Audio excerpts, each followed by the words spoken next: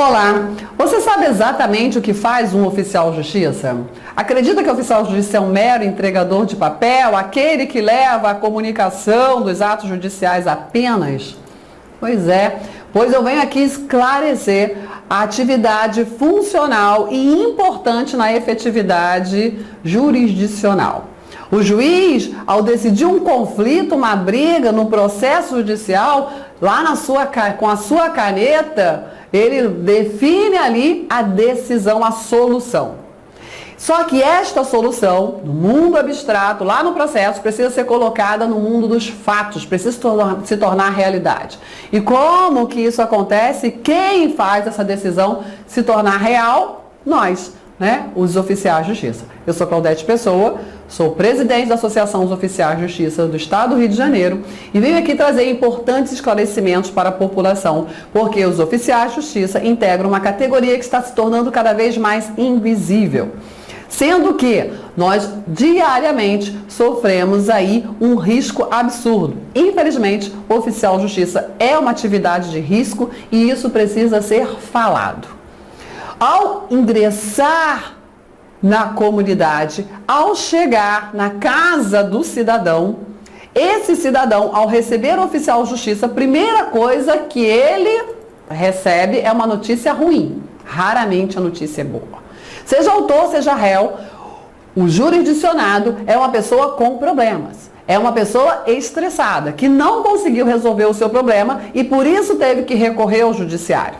Então, quando o oficial de justiça, sozinho, no seu próprio carro, exatamente, mais de 90% dos oficiais de justiça utilizam o seu próprio carro. Mais de 99% dos oficiais de justiça. São alguns casos isolados de plantões onde tem carro oficial para o oficial de justiça. Os demais casos, o oficial de justiça está no seu próprio veículo, sozinho, sem treinamento, sem proteção, sem coletes, só com a proteção divina, para dar uma péssima notícia para o seu destinatário. E ali ele vai levar essa justiça, essa efetividade, para buscar o quê? Uma solução de um conflito, aquele conflito que o juiz decidiu lá no seu gabinete. E o oficial de justiça vai, com muita coragem, exercer a sua profissão. Mas é importante que se reconheça esse universo funcional, que está muito carente de reconhecimento e de proteção. Todo oficial de justiça tem uma história de terror para contar. Eu tenho várias. Eu já fui cercada por traficantes. Eu já quase fui esfaqueada numa mera citação de interdição. Um senhorzinho. Eu fui verificar a sua interdição, a sua citação, e o seu filho quase me esfaqueou, achando que era uma notícia péssima. Todo oficial de justiça tem, infelizmente, história de terror, pedradas, assassinatos, agressões. E é muito importante que o oficial de justiça, que é a ponte entre a justiça e o jurisdicionado e a população, está muito fragilizado. Precisamos que todos percebam e enxerguem essa realidade.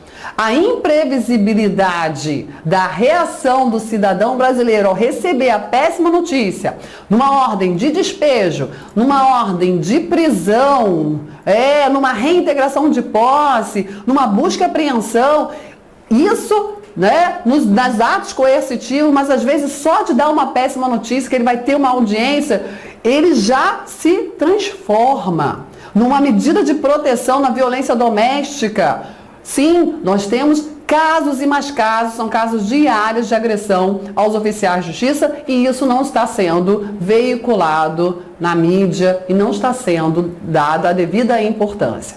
Então, toda tarefa gera um risco e por conta disso, os oficiais de justiça são servidores com maior índice de adoecimento psicoemocional dentro do judiciário.